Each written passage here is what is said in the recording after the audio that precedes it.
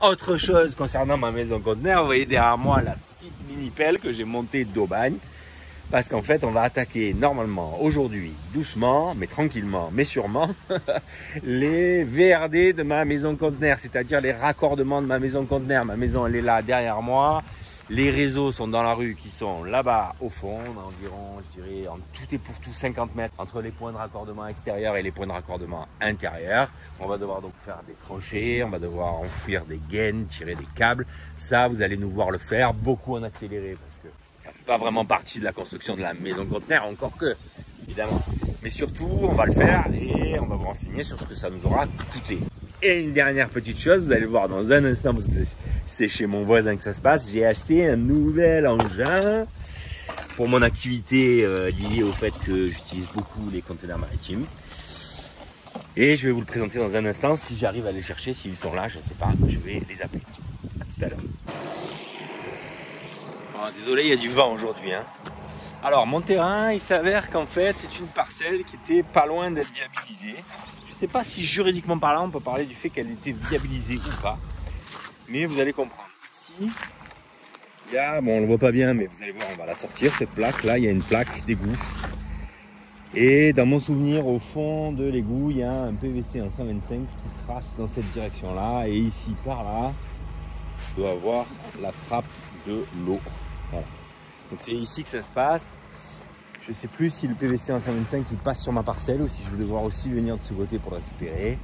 Bon, j'espère qu'il passe sur ma parcelle parce que sinon, juridiquement parlant, je crois qu'il faut faire appel au service des eaux pour avoir une autorisation de travailler sur la partie de l'assainissement, la partie du réseau d'eau usée qui serait plutôt collective que privative. Bon, on va voir. Ça rentre pas dans l'objet de la construction de ma maison conteneur, mais ici normalement j'avais demandé la construction d'une petite cahute dans laquelle je vais pouvoir mettre des compteurs électriques, je vais pouvoir mettre des compteurs d'eau et un petit peu de collectif pour mon terrain parce que j'y loue des containers maritimes et je vais pouvoir à terme mettre des caméras avec un système d'enregistrement. Donc normalement tout se passe dans cette petite cahute qui est là, mais j'en ai un peu moins besoin qu'au départ de mon projet. Bon, parce qu'au départ j'avais prévu un compteur par une zone de stockage et en réalité je l'ai abandonné, là, ça coûtait trop cher. Donc on verra, je ne sais pas encore à ce stade si on va le faire ou pas. En tout cas là aujourd'hui c'est de savoir comment est mon raccordement aux eaux usées, pouvoir l'attaquer. Et pour pouvoir l'attaquer, il y a une grande inconnue qui va être là pour moi. Bon, je pense que ça va le faire, mais j'ai toujours un petit doute et tant que je n'ai pas mesuré les choses, eh bien, je ne vais pas pouvoir l'affirmer, c'est de savoir à quelle hauteur se situe la hauteur du raccordement. Parce que selon la hauteur de l'égout sur la voie publique, eh bien, il est à noter que si je n'ai pas la bonne pente pour relier ma maison conteneur qui est à une cinquantaine de mètres linéaires de l'égout, si j'ai pas les bonnes hauteurs, si j'ai pas les bonnes pentes, c'est bien, c'est compliqué.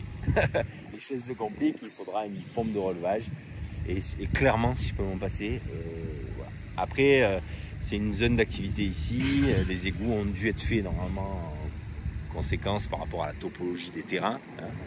Ils ne vont pas mettre un égout à 50 cm de profondeur si les terrains sont plutôt plats et tous à la même hauteur. Hein. Mes voisins, ils sont à la même hauteur.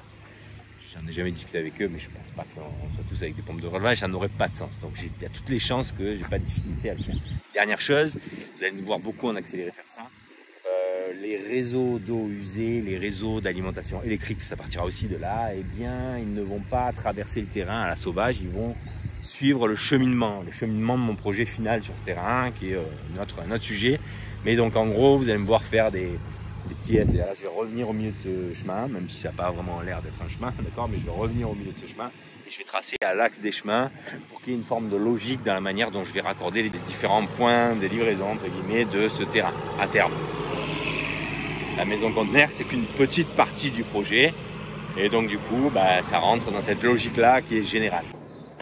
Bonjour, bonjour. Voilà, très propre cet égout. Hein. Par chez moi, c'est propre les égouts. Hein. Et puis ça sent même pas mauvais. Je dirais même que ça sent la rose.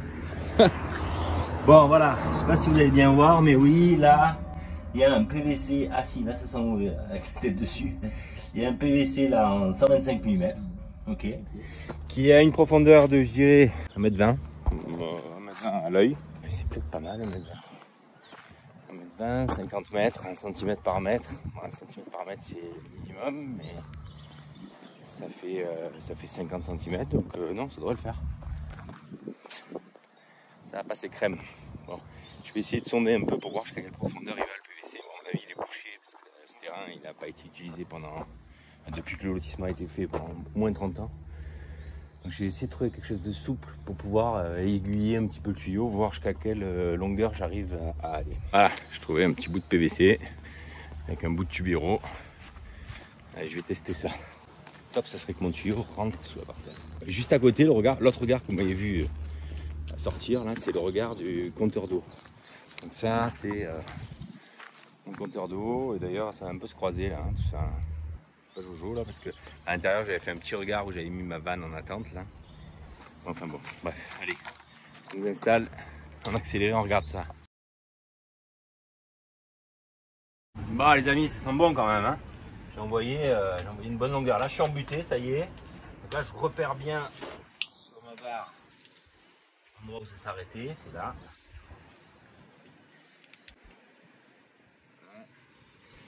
Alors, le tuyau, il doit avoir un peu de terre dedans, hein, parce que je pense qu'en fait, le tuyau, il n'est pas accordé, il ne doit pas être bouché en fait.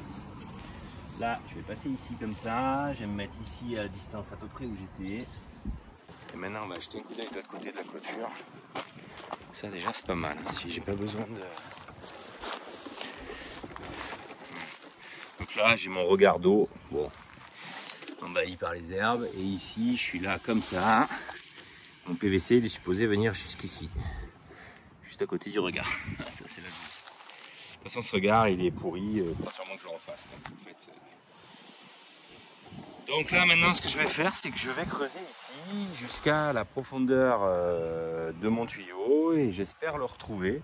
La logique c'est que quand ils ont fait le lotissement c'était une logique globale de VRD, je ne les vois pas faire autre chose que de partir droit, de rentrer de 3 mètres sur le terrain parce que je pense que c'est ça qu'ils ont fait, et puis de laisser le tuyau comme ça. S'ils ont bien fait les choses ils l'ont bouché, peut-être même qu'ils l'ont laissé comme ça, j'en sais rien, on verra, et repartir de là en fait pour me raccorder. Ok, donc je vais faire propre cette zone là rapidement parce que à terme il faudra que j'y fasse quelque chose, que ce soit une construction ou que je pose un petit container ou je sais rien. Et ensuite une fois que j'ai fait propre la zone, eh bien, je vais commencer à creuser pour retrouver mes petits quoi.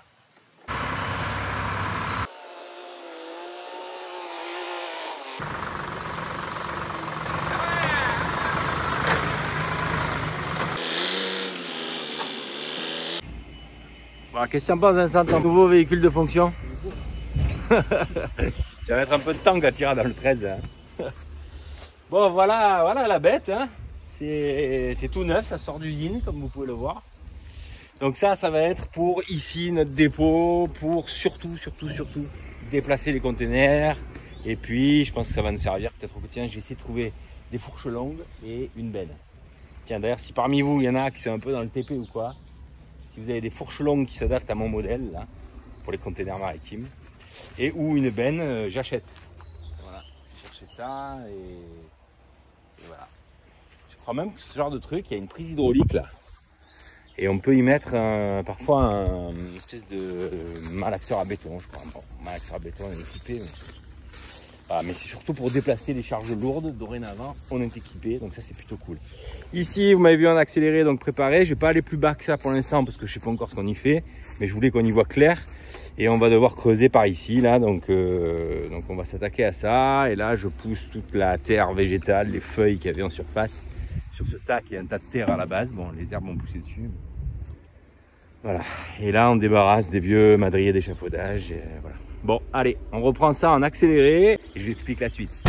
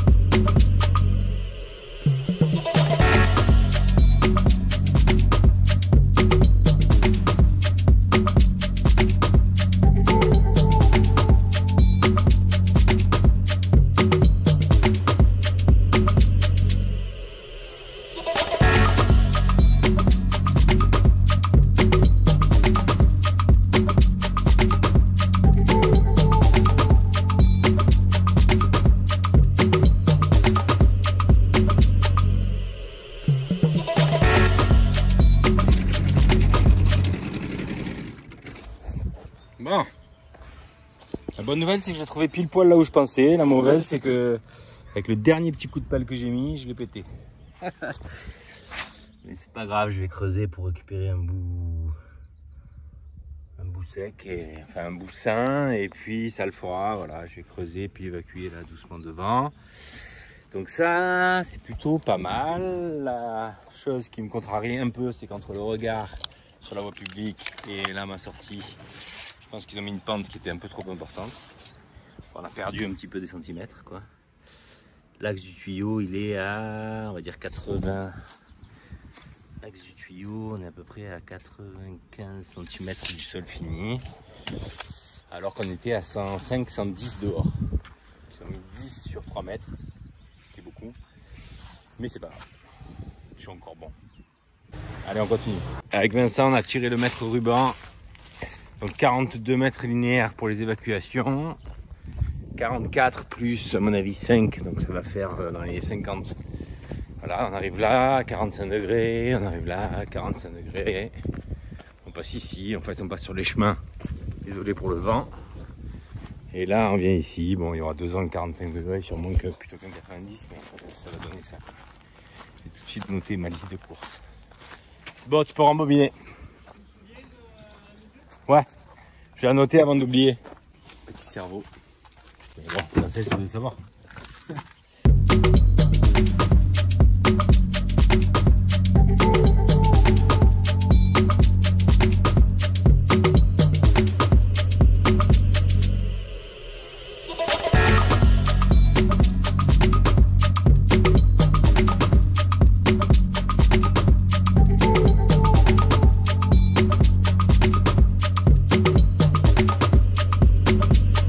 J'arrive dans les Alpes, on est mardi matin. Aujourd'hui, on fait du terrassement avec Vincent. Vincent a commencé à préparer un peu le matos. Là, hein. Kevin qui nous a prêté un laser de terrassier. Merci Kevin, c'est drôlement sympa. Et là, on a Vincent qui est en train de jouer avec la mini-pelle. Ça va Vincent? Il est en train de changer le godet pour mettre le petit godet. Et on va faire les raccordements donc, de notre maison conteneur. On devrait recevoir un camion de Gédimat en milieu de journée avec du sable de tranchée, du PVC, de la gaine, tout un tas de trucs. Tiens, je vous le dis en passant, j'ai fait plusieurs devis au sujet de toutes les fournitures dont on avait besoin pour ce chantier. Vous allez voir à la fin de cette vidéo, je pense, combien ça nous a coûté. Et en fait, c'est Gédimat qui a remporté le marché. Merci Louis, merci Gédimat, non pas qu'il m'ait fait des cadeaux, mais ils étaient les mieux placés, donc voilà. Ça fait plaisir, un distributeur généraliste qui est capable sur des choses comme ça un peu précises et particulières, comme le TP, de se positionner et d'être bien. Bon, ça je crois que vous l'avez vu la fois dernière, c'est notre évacuation, notre petit regard d'eau, bon tout ça c'est des détails. On va surtout faire des images en accéléré parce que voilà. En plus de ça, c'est pas vraiment notre métier le terrassement. On le fait parce que c'est chez moi. Sans doute qu'il y a des choses pour lesquelles on va pas faire les choses complètement parfaitement, aussi bien en tout cas que l'aurait fait un terrassier. Surtout par rapport aux normes, je vous en parle dans quelques minutes, mais ça restera entre nous. Voilà, donc l'idée c'est pas de vous apprendre quoi que ce soit à ce niveau-là, c'est juste de vous montrer et puis de faire un peu un point sur qu'est-ce que ça aura coûté. Voilà. Allez, c'est parti.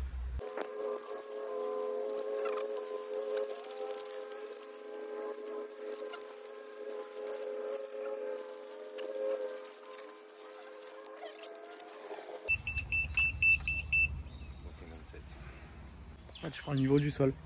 Pour l'instant, ouais, c'est juste pour me donner une... Bon, là, vous m'avez vu faire des relevés. Ça, c'est des premiers relevés pour me faire une idée de la teneur des pentes naturelles sur le terrain à l'heure actuelle. D'accord? Comment ça marche un laser de terrassier? Eh bien, c'est bien conçu.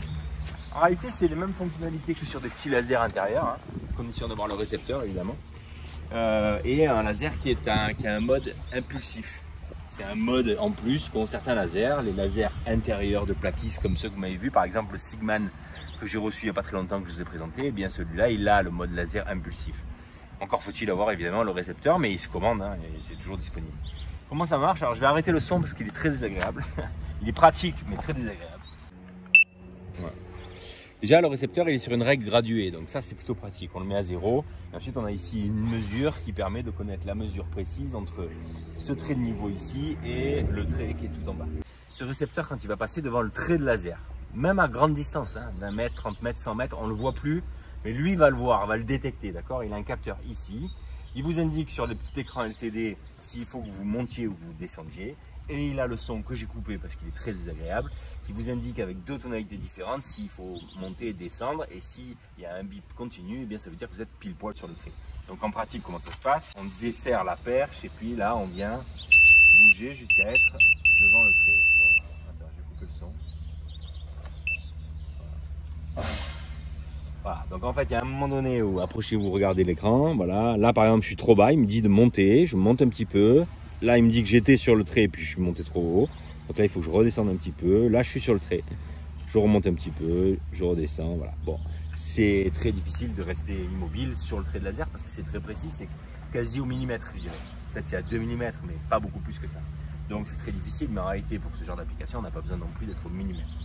Cette perche, elle va me servir tout au long du chantier pour régler mon fond de fouille. D'accord, mon fond de fouille doit être en pente avec 1 cm par mètre, c'est ce que je vais mettre. Mon PVC d'écoulement, parce que c'est ça le plus important en termes de pente. Donc mon PVC en 125, il aura 1 cm de pente par mètre, et c'est pour cette raison qu'on va devoir venir mesurer la hauteur de fond de fouille pour être sûr d'avoir cette pente régulière et surtout pas évidemment de contre-pente. Sinon tu vas être emmerdé là, ça. C'est le cas de le dire. Bon, j'ai pas envie, mais allez, on s'y colle. Là, les mesures que j'ai faites sur mon cahier, en fait, c'est les niveaux sol naturel, à l'exception de celle-là, qui est le niveau bas du PVC d'écoulement existant sur lequel je dois me raccorder. Là, j'ai un niveau de référence. Mon niveau de référence, c'est le banc laser qui est ici, donc c'est 118,5. Tout ce qui est au-dessus de 118,5, comme par exemple ce 127, ça veut dire que j'ai une pente vers le bas. C'est-à-dire que mon terrain naturel, ici, là-bas, là, pour ce 127-là, il est en pente vers le bas. Arrivé ici, on constate quoi? Qu'en fait ça remonte, c'est-à-dire que là j'ai un point bas et puis je remonte ici pour arriver à 119. Si on part de l'autre côté pour se faire une petite idée, on a 118 ici, 139 là, donc ça veut dire qu'il y a une forte descente entre mon point de référence et le sol du terrain naturel, mais ça c'est pas très grave, et en plus le laser on l'a mis sur un point haut, d'accord. Et là 158, donc là on a une forte pente à nouveau, et là 157, forte pente à nouveau. Première chose notable, c'est que ici, mon sol naturel en bordure de route. Ici, j'ai la route et ici, j'ai ma maison conteneur. Je suis à 119. Ici, sol naturel au pied de ma maison conteneur, je suis à 157. Donc, ça veut dire qu'il y a une différence entre 119 et 157 de 38 cm. Donc, ça veut dire que j'ai un sol naturel qui est en pente de ce côté-là vers là. Or, mes évacuations, c'est à peu près l'inverse dont j'ai besoin. C'est-à-dire que j'ai besoin d'une pente qui va de là et qui vient jusqu'ici. Une fois qu'on sait ça, ça veut dire qu'on a 38 cm en gros de contre-pente. Ensuite, je vais avoir une pente entre ma maison conteneur et la voirie. En gros, je compte 50 mètres entre les deux, 50 mètres à 1 cm par mètre, ça fait 50 cm. Dernier point, mon évacuation ici, là, elle est environ à 110 cm en dessous du sol naturel. Donc ça veut dire que j'ai besoin de 50 cm de pente, donc je suis à 60 et j'ai 38 cm de contre-pente. Vous voyez venir le problème ou pas?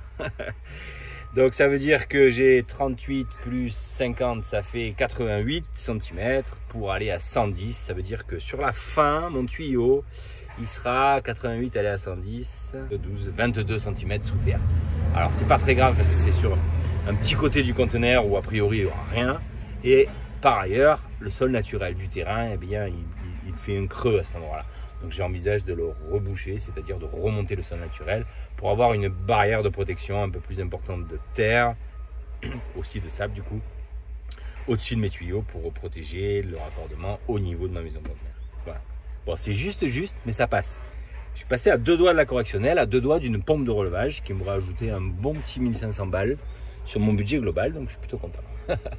Bon, voilà comment ça marche les lasers de terrassier. Sans doute qu'il y a des fonctionnalités ou des petites astuces que je ne connais pas, mais désolé, je ne suis pas le mieux placé pour pouvoir vous renseigner. Allez, c'est parti.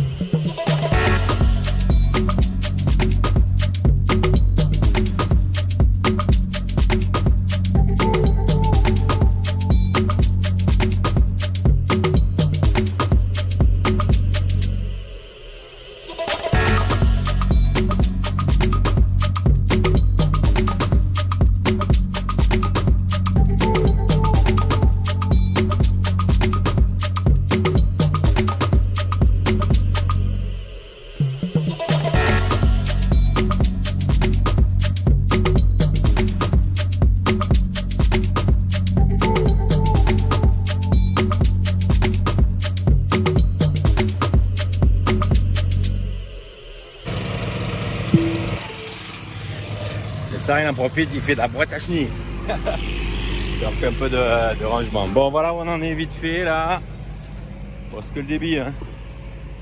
Les lecs qui arrivent de là et l'eau et l'évacuation qui arrivent d'ici. Allez, je vous mets en fond de tranchée. Comme pendant la guerre.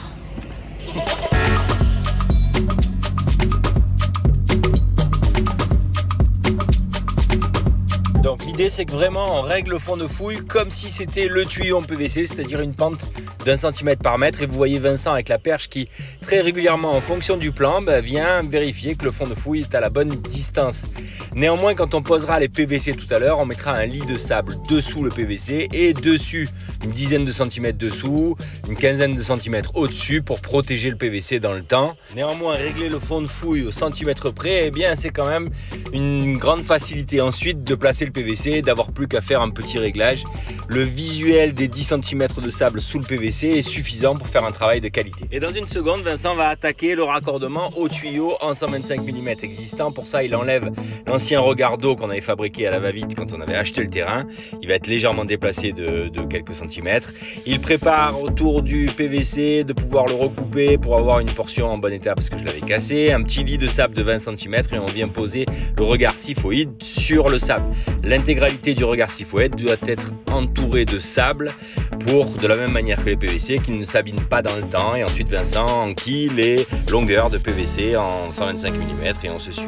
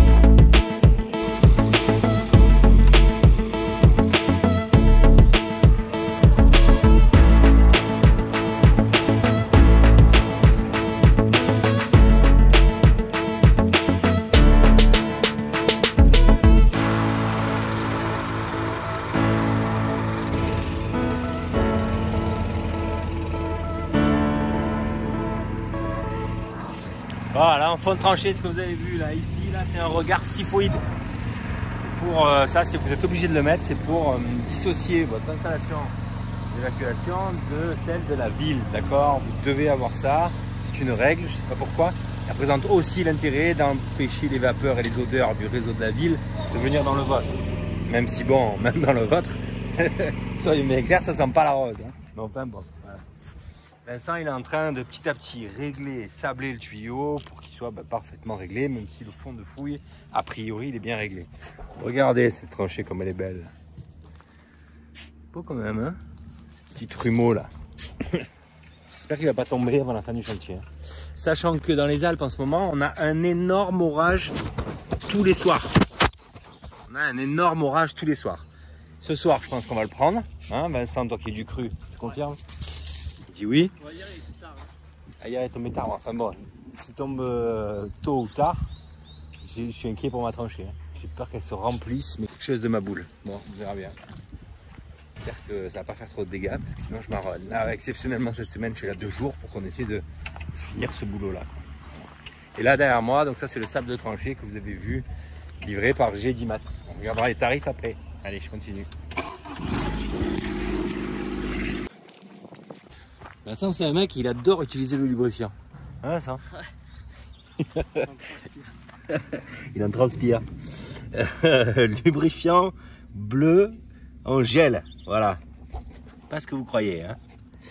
Ça, c'est obligatoire, enfin fortement recommandé pour enquiller les uns dans les autres les tuyaux CR8, qui sont des tuyaux d'évacuation pour être mis, enterrés dans le sol, pour garantir une durabilité performante, parce qu'ils ont des joints lèvres, je vous montre, ils sont là, et ces joints lèvres, ils vous garantissent le fait qu'il puisse y avoir de la dilatation sur vos réseaux d'eau usée, au contraire du PVC collé en plein, d'accord. Et ça, c'est un vieux débat. Alors, je crois que la norme et la règle pour l'entrepreneur qui fait des travaux chez un client, c'est de mettre ça, pas collé. Maintenant, entre nous, on ne dit à personne, j'ai souvent fait chez moi, dans toutes mes maisons, des PVC collés dans le sol. Et ma foi, bon, pour autant que je puisse remonter, il n'y a jamais eu de problème avec ça. Et par ailleurs, j'ai aussi beaucoup démonté d'anciennes évacuations dans des vieilles maisons où il n'était pas question de ce type de tuyaux-là, sachant qu'évidemment, ils sont beaucoup plus chers. Donc ça, je ne sais pas vous dire si c'est indispensable ou pas. Là, je l'ai mis parce que sur ce terrain, alors, si j'avais pas eu ce que je vais vous raconter là, j'aurais pas mis ça, j'aurais mis des tuyaux collés. Et puis advienne que pourra. Mais en fait, sur ce terrain, j'ai peut-être un projet de construction de hangar. Et donc, je me dis qu'en fait, potentiellement, il peut y avoir des gros chantiers un jour sur ce terrain. Enfin, j'en sais rien. Mais je le souhaite. Ah, je me tourne le cou. Je le souhaite. Mais... Oh, pétard. Oh là là là là là. Je suis trop vieux, moi. Trop vieux pour ces conneries. Donc, je disais quoi? Je disais que...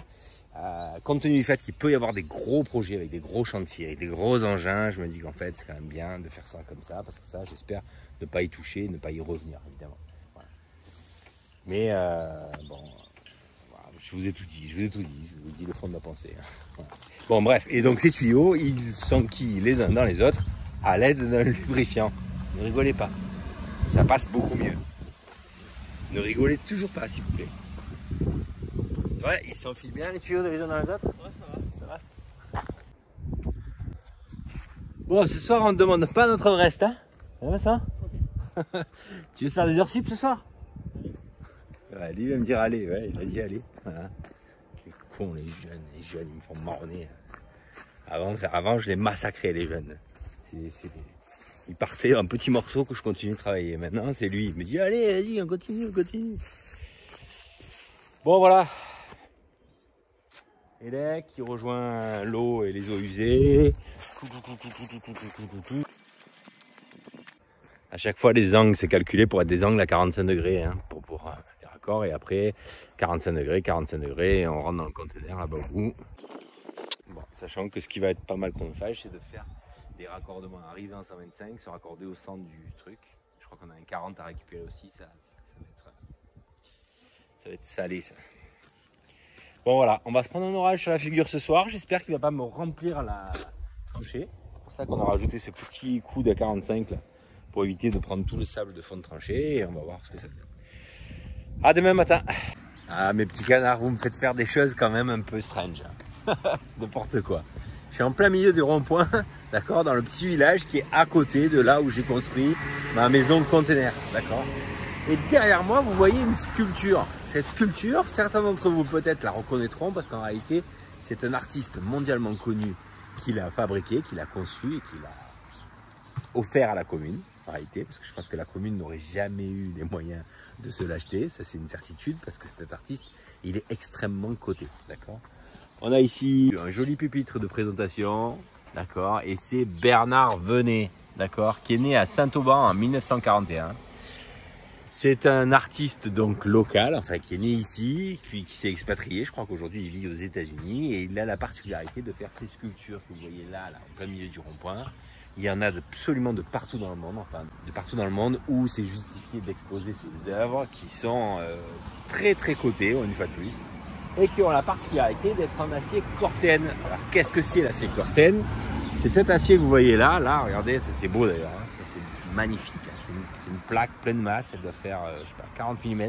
On voit qu'elle a été découpée à l'oxydécoupeur. Et cet acier Corten, c'est un acier qui est particulier, un acier qui est fabriqué dans lequel, dans la chimie de l'acier, ils ajoutent des composants, notamment du cuivre, du phosphore, je crois. Bon, d'autres composants aussi, bref. C'est un acier qui a des particularités un petit peu différentes de l'acier qu'on peut connaître habituellement. Il est beaucoup plus cher et il présente surtout l'intérêt de développer une corrosion de surface. C'est cette couleur orangée que vous voyez. Merde, il y a une voiture qui arrive.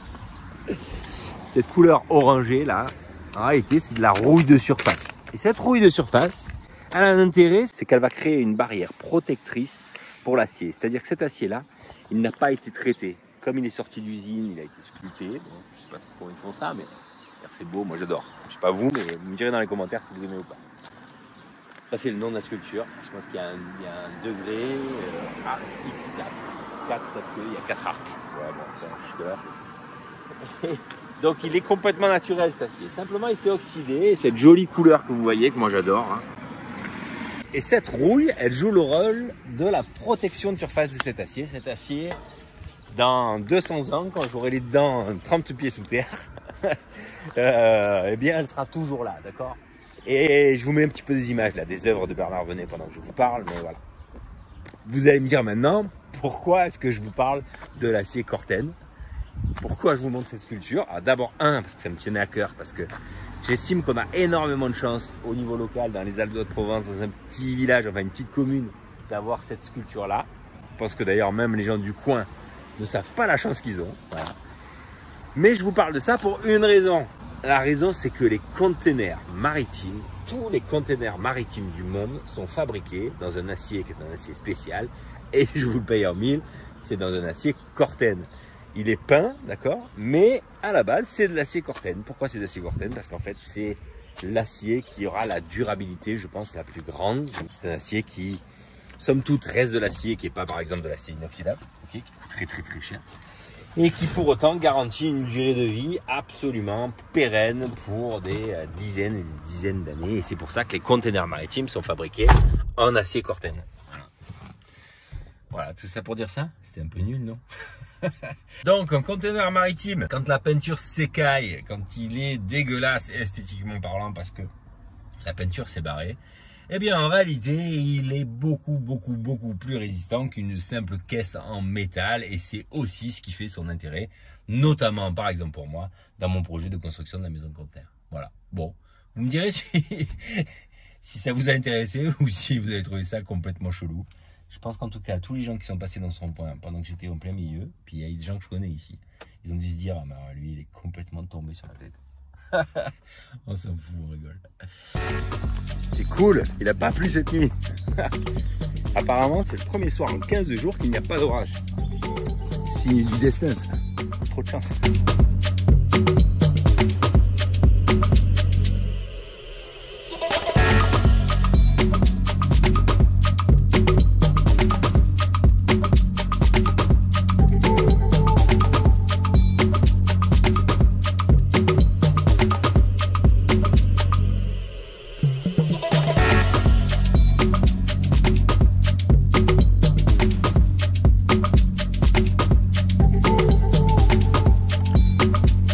Allez, jour 2 des VRD de la maison conteneur. Vincent, t'as passé la nuit ici ou quoi? Ouais. J'ai l'impression que hier soir à la même heure, tu étais là exactement à cet endroit-là. Bon, Vincent continue les PVC et moi je vais préparer les gaines. Vous allez me voir les préparer. En fait, on va les dérouler et les tirer avant de les enfouir. Ce sera plus simple. Hein.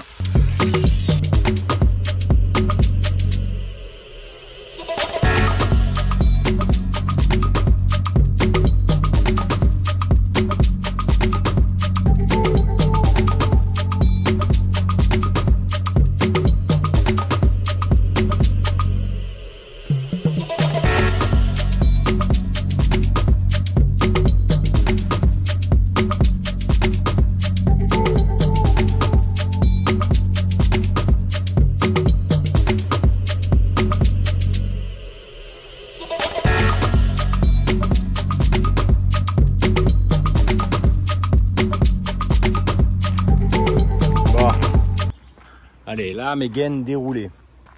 C'est fatigant de dérouler des gaines comme ça. Là. Les gaines vertes, elles m'ont énervé. Là. Elles se tournent tortillées les unes dans les autres. Là. Enfin, elles faisaient des espèces de spirales. S'il y a des terrassiers qui regardent mes vidéos, s'il vous plaît, donnez-moi. Il y a une astuce, c'est forcé, quoi. Bon, bref. Galérer, ça m'a énervé de bon matin. C'est pas grave.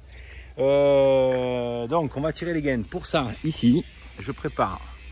Là, ici, là, en grande ligne droite, je vais préparer mes longueurs. Qu'est-ce qu'on a en termes de câblage? On a un 2 x 16 mm carré, d'accord, Donc ça, j'ai fait faire plusieurs devis. J'ai même allé regarder chez Leroy Merlin. Leroy Merlin n'était pas trop mal placé par rapport aux distributeurs spécialisés. Et il y a un distributeur électrique spécialisé, professionnel, qui s'appelle Yes Electric, chez qui j'ai un compte aussi, qui finalement était le mieux placé de tout ça. Donc Yes Electric, environ 250 €. Mais de toute façon, je vous le mets là plus précisément. Et puis au-delà de tout, je vous le mettrai dans le coût des VRD que vous verrez tout à l'heure dans le tableau du coût de la construction de ma maison conteneur. Tiens, au passage, j'en profite. Dans ce tableau, vous constatez que je ne peux pas tout mettre parce que sinon c'est trop grand en fait. Donc il y a un moment donné où j'ai raccourci le tableau, mais évidemment les montants globaux sont bons. Simplement, il manque des lignes. Si vous voulez à un moment donné tout avoir, eh bien soit vous attendez la fin, le bilan de ma maison conteneur, soit vous allez regarder les épisodes précédents. Si vous ne les avez pas vus, il faut les regarder. Je suis obligé d'attendre à chaque fois qu'il y a une voiture qui passe devant mon terrain. Je comprends pas tout. Quand ils arrivent devant mon terrain, ils ralentissent, ils regardent, comme ça. Et hop, leur accélère. Bon, donc 2 x 16 mm², ça c'est du R2V, 2 x 16, ok. 3 x 1,5, d'accord, 80 balles à peu près TTC. D'habitude j'achète ça chez Leroy Merlin avec des réductions à 10%, mais là j'ai complètement zappé. Donc on l'a pris chez Gédimat, je vous mets là le prix, vous, encore une fois vous verrez dans le tableau. Dernière chose concernant le télécom, vous savez que quand on raccorde comme ça une habitation neuve, eh bien les PTT, Orange, France Télécom, je ne sais plus comment ils appellent, ils changent trop souvent de nom tout ça, c'est Orange je crois, qui est propriétaire du réseau, ils exigent 2 gaines en 40 vertes. Par ailleurs, ils exigent aussi d'avoir des regards de tirage en cas de grande longueur. Là, nous, on a quelque chose comme 55 mètres, donc évidemment qu'il faudrait 2 regards. Mais ça me saoule de faire des regards de tirage. Mais pour ça, j'ai ma petite astuce, vous allez la voir. Bon, encore une fois, c'est olé olé. Hein. Mais bon, voilà, je vais faire comme ça. Parce que j'ai pas envie d'avoir un regard en plein milieu de mon terrain. En fait, un regard, ça s'abîme, les camions roulent dessus, ça casse. Mais bon, vous allez voir comment je vais faire. Bon, pour le télécom, je vais tirer seulement la fibre optique parce que j'ai récupéré il y a quelques temps un touret de fibre optique. Ouais, ce touret vient chez un client. Il y a un jour un gars qui fait de la fibre optique qui est venu pour le raccorder et en fait il avait du mal à passer, le gars. Comme d'habitude, souvent dans ce métier-là, il a dit ah ben non, là c'est trop technique, il va falloir d'autres choses, d'autres outils, d'autres machins. Hein, vous l'avez tous vécu, ou autour de vous, vous avez tous vécu ça. C'est une véritable catastrophe le raccordement aux fibres optiques chez les particuliers. Bon, un jour je vais sortir une vidéo là-dessus parce que ça me met les glandes, vous ne pouvez pas imaginer comment. Le nombre de fois que je suis intervenu pour des clients avec des gars qui ne voulaient pas raccorder parce que c'était trop compliqué, enfin trop compliqué pour faire comme le voulait le client et pas comme eux voulaient faire en aérien, là, en massacrant tout. Et donc du coup, souvent j'interviens pour en fait passer les fibres optiques. Et ça, c'est un fibreur qui est venu, qui a refusé le chantier. Le client m'a appelé, je l'ai eu au téléphone, je lui ai dit écoutez, vous savez quoi, laissez votre touret là, moi je vais le faire passer la fibre optique. Et puis vous viendrez simplement souder. En fait, donc j'ai tout passé, j'ai passé dans les fourreaux. En fait, ils n'ont même pas d'aiguille, les gars. Ils arrivent les mains dans les poches. Alors pas tous évidemment, hein. Mais ça m'est tellement arrivé souvent, des dizaines et des dizaines de fois, de devoir venir sur un chantier avec des aiguilles un peu professionnelles pour pouvoir passer les fils dans les gaines parce qu'ils n'ont même pas d'aiguille. Ils ont là et le couteau. Hein, vous voyez ce que je veux dire? Bon, pas tous évidemment, hein, mais c'est mon petit coup de gueule. Bref, donc le mec est venu, il a raccordé 15 jours après, il est venu souder la fibre optique, pas de problème, sauf qu'il a oublié la chute du touret. C'était un touret de 1000 mètres. Et donc du coup, le client l'a appelé et il a dit qu'il n'avait pas le temps de repasser. Donc en fait, il me dit, bah gardez-le. Donc je l'ai gardé, donc j'ai tiré ma fibre optique et je vais laisser évidemment toute la longueur de ce touret là, ici, en attente de savoir où est-ce qu'ils vont me raccorder. Parce qu'attention, il faut mettre le moins de coupures possible sur un câble de fibre optique pour garder un débit convenable. Comme je ne sais pas où est la botte, potentiellement elle peut être au bout de la rue là-bas, et bien en fait les, je sais pas, 800 mètres qui restent, ils serviront à ça si nécessaire. Ça va, je vous emmerde pas trop. Non, sinon vous me le dites, j'arrête et puis après je recommence. Il y a un aérodrome à côté, c'est pour ça qu'il y a tout le temps des avions qui me dérangent. Bon, allez, je prépare ça.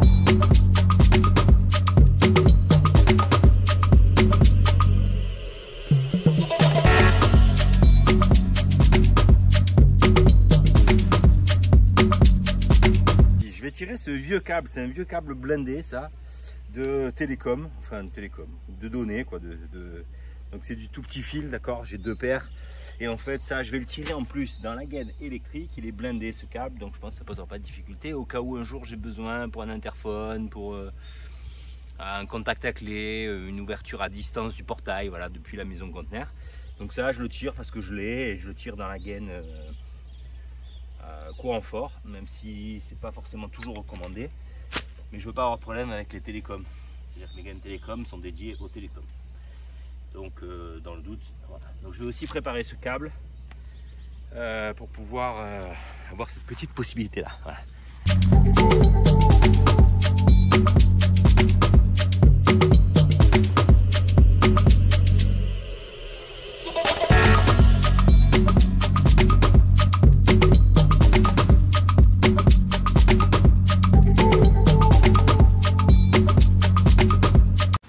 Bon allez, on se met en place et on tire. Vincent il va se mettre là-bas au bout, il va à mon avis devoir aller derrière le conteneur pour pouvoir correctement tirer l'aiguille. On va mettre les téléphones là, comme je vous ai déjà expliqué dans l'épisode d'électricité, on va mettre les téléphones sur haut-parleur pour parler en même temps qu'on tire. Et là je pense que ça devrait aller assez bien quand même. On passe tous les fils dans les gaines et on se retrouve tout à l'heure pour mettre les gaines dans les tranchées. Regardez comme il est malin.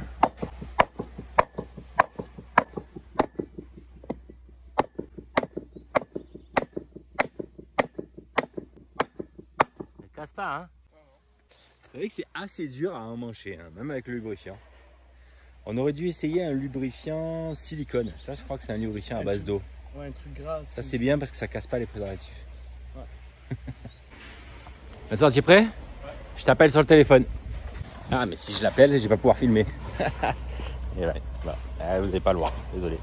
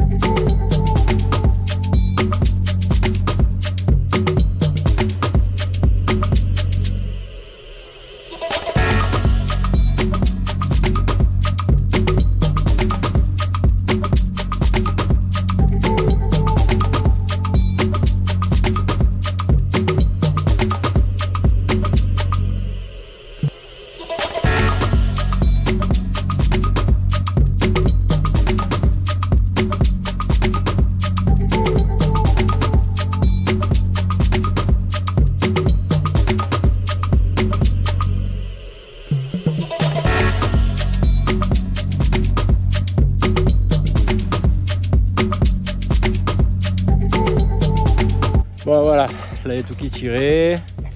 Les deux gaines PTT elles sont en attente sur la clôture, là je les ai un peu remontées et j'ai laissé le tourer donc de fibre optique là-bas, comme ça voilà, la longueur est là-bas, on verra bien si ça sert un jour ou pas. Et si ça sert pas, c'est pas grave, on s'en servira d'aiguille. Le reste c'est raccordé, vous m'avez vu vite fait faire rentrer les câbles dans le fourreau du... Ouais, je vais vous montrer quand même. En fait, il y avait un fourreau, là j'ai mon coffret en limite de propriété, ça c'est le coffret EDF, d'accord, dans lequel il y a déjà un compteur, un disjoncteur d'abonnés. Dans pas longtemps, je vais avoir un deuxième compteur et un deuxième disjoncteur d'abonnés. S'il y avait une gaine, d'accord. Donc là, j'ai manchonné ma gaine dans celle-là, je vais faire une étanchéité autour pour pas que j'ai de terre qui rentre. Pas que j'ai de terre qui rentre dans le coffret. Et en fait, ici, voilà, les câbles ils arrivent là. Donc là, j'ai laissé environ 2 mètres de câble que je vais enrouler là pour l'instant ici en attendant qu'on ait le nouveau compteur disjoncteur d'abonnés. Et je vais voir un peu si j'ai de la surlongueur là-bas. En fait, la surlongueur, je vais la retransférer ici en fait. Ça, on verra plus tard. Alors là, on va parler de mon astuce regard de tirage par rapport à ma gaine PTT. Une des deux gaines, elle est déjà tirée avec la fibre optique. Donc celle-là, pas de problème. La seule gaine dans laquelle potentiellement on va tirer quelque chose, c'est celle-là qui est vide, d'accord. Et en fait, ce que je vais faire, c'est que je vais tricher, c'est-à-dire qu'à mi-distance entre ma maison conteneur et la limite de propriété, eh bien la gaine, en fait, Vincent, tu vas la mettre, je vais te montrer comment. Tu vas la faire remonter légèrement comme ça, et tu vas, voilà, faire une espèce de vague comme ça, d'accord, dans le sable, pour qu'en gros le haut de cette gaine soit à 20 cm de la terre ici.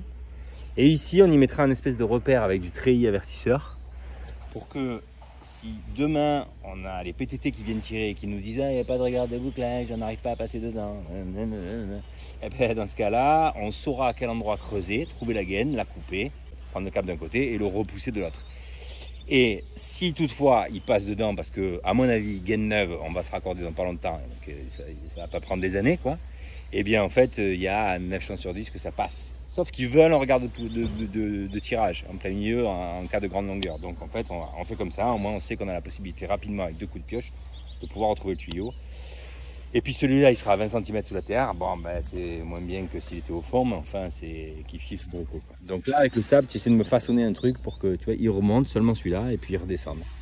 Ce qui veut dire qu'ici, tu auras une bosse avec le sable. Hein, et tous les treillis avertisseurs, ils auront aussi une bosse.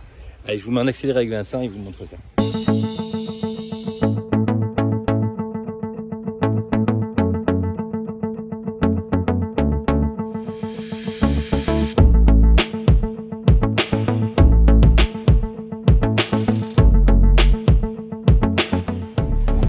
On va devoir 2 choses ensemble.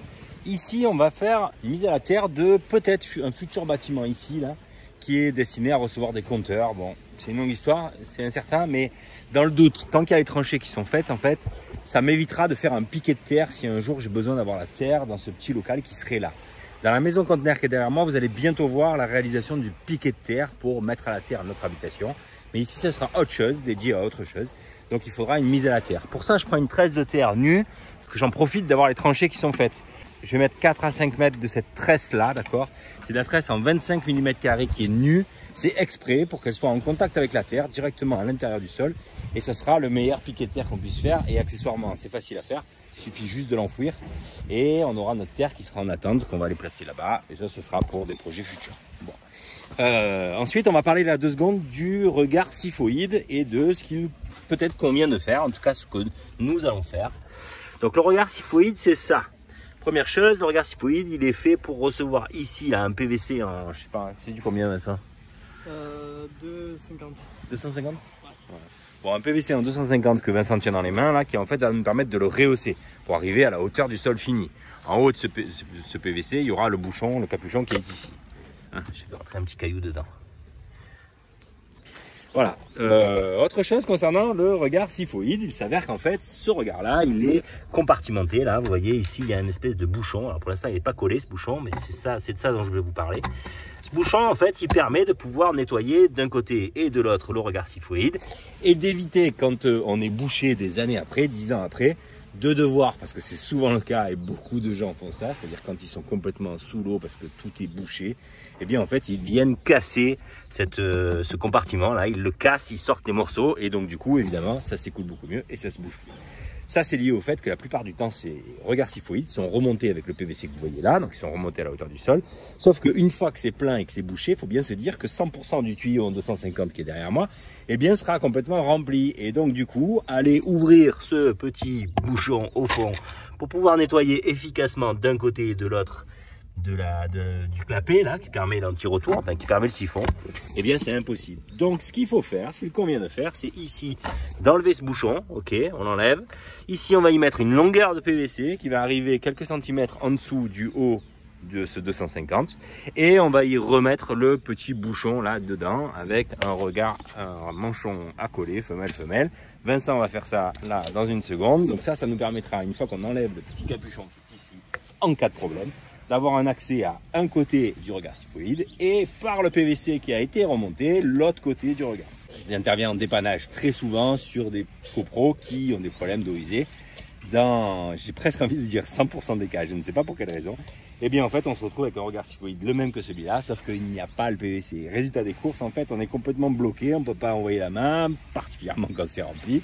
Et donc du coup, on est démunis face à ce genre de choses. Donc vraiment, si vous devez construire un jour et que vous mettez ce regard siphoïde, faites ce que je dis, vous remontez le PVC en 125, ce qui vous permettra d'avoir un accès facile au deuxième compartiment. Voilà. Allez, Vincent vous fait ça en accéléré et moi je vais me mettre sur les raccordements de l'autre côté.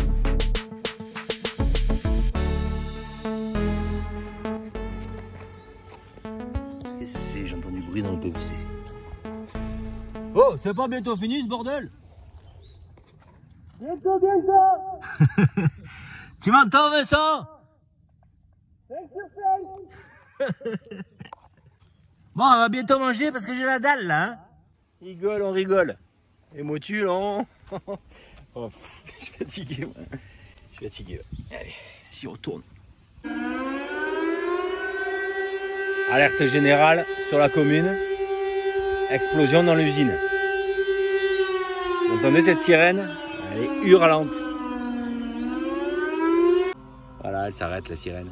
Donc ça c'est parce que sur notre secteur, sur la commune, là il y a une usine, une grosse usine qui fait de la chimie, du PVC je crois. Et bref, il y a donc des risques industriels et donc du coup il y a une alerte pour les habitants en cas de risque majeur. Il faut pouvoir prévenir la population. Et donc cette sirène, elle existe depuis toujours, depuis que je suis né, je la connais cette sirène. Et en fait, il n'y a pas de risque aujourd'hui, je vous rassure. C'est juste que tous les premiers mercredis du mois à midi, bon là il est midi 15, mais peut-être un peu de retard, je sais pas. Eh bien, il l'active pour pouvoir vérifier qu'elle fonctionne, je pense. Donc voilà, pas de danger majeur. Je ne suis pas allé me mettre dans la tranchée, c'est dommage. Parce que là, j'avais une tranchée parfaite pour aller me cacher. Bon, allez, je suis en train de faire un collage là. Je ne vais pas le filmer parce que je n'arriverai pas à placer le téléphone. Mais... collage de la mort qui tue. Vous connaissez le collage de la mort qui tue? C'est un concept. Vous n'avez pas de place, de là-bas dessous. Et vous avez un enfilade, tout un tas de pièces à coller. Vous voyez que je les ai marquées. Et donc je vais coller tout ça, puis je cours un 40 qui arrive de l'autre côté. Après j'ai mangé.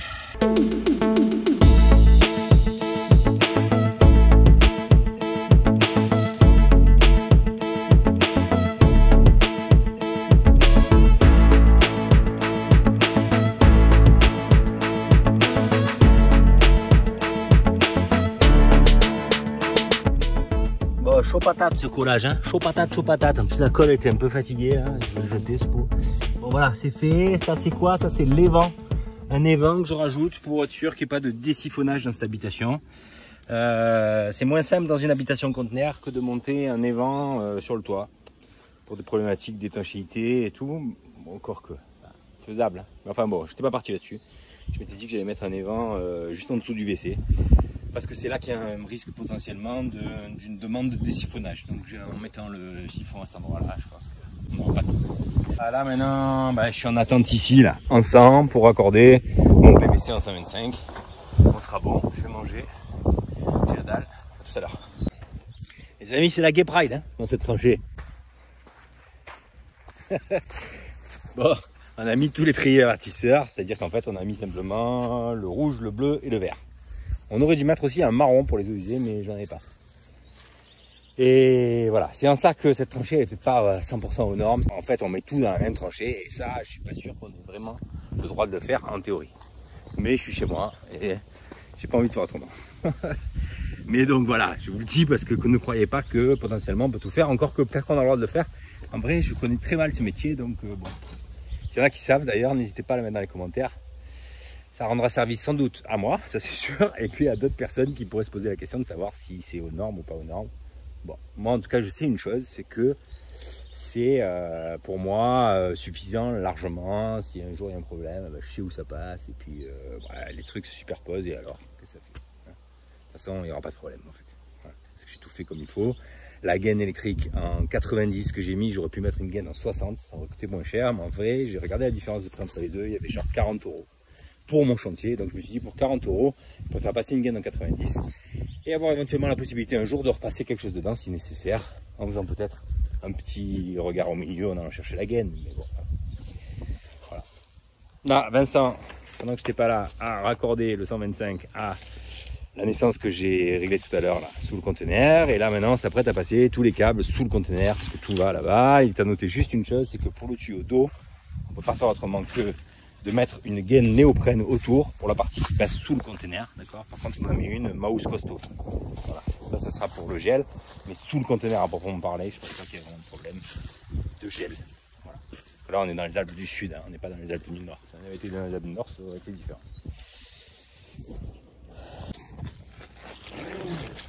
Et bonjour, ça va? T'es bien à l'ombre? Je suis bien, je suis au frais là, c'est royal. Hein. De ce bâtiment c'est difficile, mais non. Hein. Attends, il y a un nœud.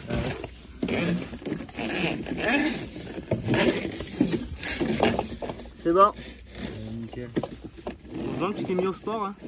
Tu rigoles pas, quand je passe sous le PVC, ça passe juste au juste, pas que je grossisse. Moi j'ai un bidon de malade.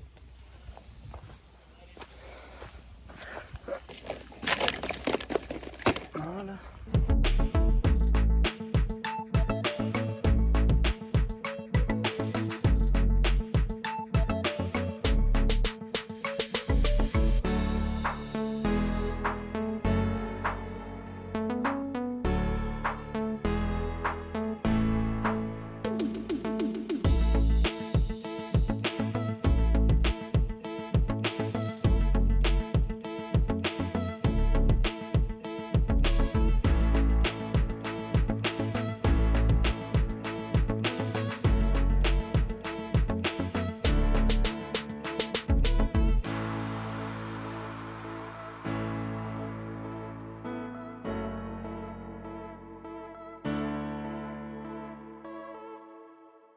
Bon voilà, allez, il reste plus que le fond de la tranchée là-bas à reboucher. Mais globalement c'est pas mal. Ici vous voyez, dans les angles de ma tranchée, j'ai laissé passer un peu de treillis, un petit morceau de treillis. Ça me permettra, bon ça va pas durer 10 ans, hein, mais ça va durer 5 ans, un petit témoin. Ça c'est mon petit témoin de l'endroit où ma gaine elle est un petit peu remontée. Et là-bas c'est pas fini d'être re-rempli, mais c'est Vincent qui va le faire. Et vous allez le voir en accéléré, ou vous êtes même en train de le voir en accéléré. Là dans l'angle, notre petit bout de treillis.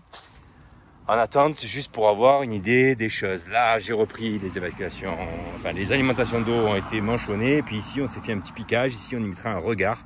On redescendra le truc. Et ici, donc, notre regard syphoïde. Là, la couronne de fibre optique qui nous attend. Enfin, qui va attendre. Je ne sais pas combien de temps, mais qui va attendre. Et voilà. Donc, il ne reste plus que le rebouchage. 2 jours pour faire ce que vous avez vu là. Le prix, c'est peut-être le moment de le mettre. Donc voilà, là, je mets dans le tableau tout ce qui a été dépensé pour ce chantier de VRD, en sachant que la mini-pelle à Bretagne, bon, on l'a dans l'entreprise, donc il n'y a pas de location, mais sans doute que si on fait soi-même, il y a des locations pour ça.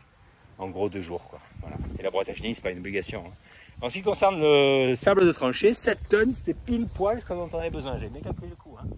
Est-ce que vous savez comment on calcule le tonnage de sable de tranchée dont vous avez besoin pour votre tranchée? Eh bien, en fait, vous ramenez ça en mètres cubes. Et il faut savoir que dans 1 mètre cube de sable de tranchée, il y va à peu près 1,7 tonnes de sable de tranchée. Donc, une fois que vous avez votre volume, vous le transformez en tonnes et vous le commandez au fournisseur. C'est aussi simple que ça. Voilà. À bientôt, mes petits canards, à mardi prochain. Merci beaucoup d'avoir regardé l'épisode 20 jusqu'au bout.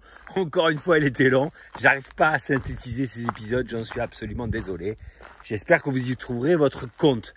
À bientôt pour l'épisode 21. On va revenir à l'intérieur du logement. On va sans doute s'occuper de la cuisine et des petites finitions. Bientôt, la fin de cette série sur la construction de ma maison conteneur qui sera l'occasion de faire un bilan. Et croyez-moi, j'ai plein de choses à vous dire. Donc, abonnez-vous, restez jusqu'à la fin. Parce que je vous dirai ce que j'en pense à la tête reposée, la tête froide, avec les idées bien en place. Voilà. À très vite, mes petits canards. Bye bye. Merci encore.